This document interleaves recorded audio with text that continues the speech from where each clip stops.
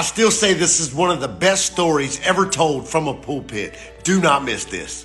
I called my barber, said, "Can you get me in?" They said, "Yeah, come this afternoon." I went to the barber shop.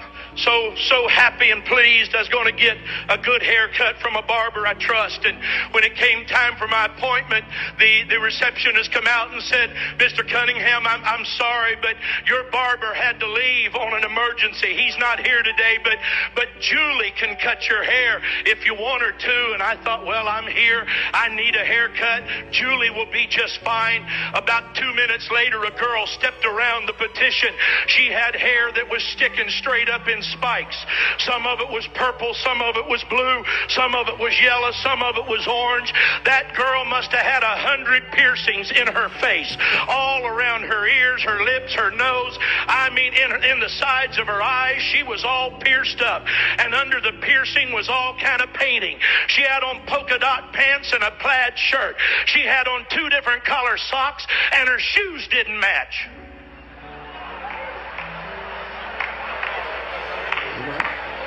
She said, "I'm Julie. Are you Jack?"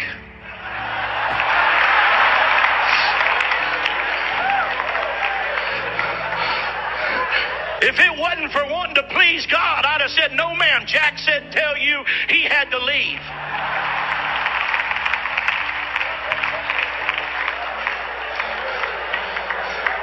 And I thought, well, I'll just endure it. And I went and sat down, and I did like I do too often. I thought I'll just go to sleep. I'll just sit down here and close my eyes and rest while this girl cuts my hair, and I hope she hurries up. There couldn't be anything in the world her and I would have in common. There couldn't be anything on earth she and I'd want to talk about.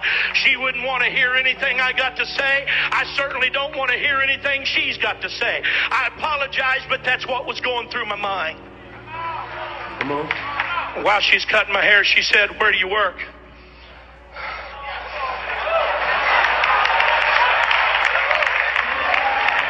I said, "Well, I work over here at the World Evangelism Center. Go to the end of I-70 and right where it butts into 270, that big building right there." And she said, "Oh, yeah, I was there the other day." I said, "You were at World Evangelism Center the other day?" She said, "Yeah, you have a bookstore in there, don't you?" I said, "Yes, ma'am." She said, "My mama is a cocaine addict.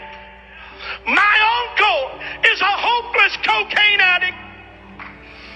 She said, "Somebody gave my mama one of those videos on Left Behind." And she said, "We all sat down in the living room and watched it." And she said, "I don't know nothing about God, and I don't know nothing about the church, and I don't know nothing about the Bible." But she said, "When I was finished watching it, I knew I didn't want to go to hell."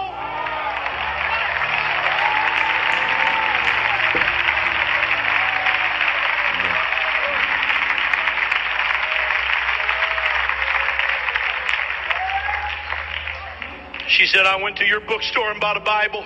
She said, "I don't know how else to find out anything about God." She said, "I just bought a Bible and I'm going to start reading it through." She said, "I've had it 2 days now. I've already read." And she named some books that she had been reading from. But she said, "I really don't understand anything about it." And when I looked in the mirror, tears are streaming down her face. The other people that are cutting hair have quit cutting hair. And now they're listening to her talk, and some of them got tears in their eyes. And when I got up out of that chair, I said, "Julie, I want to apologize to you for not telling you about Jesus." I said, "But if you'll stay here, I'm going to go to my office and get a Bible study. And me and you's going to sit out there on that park bench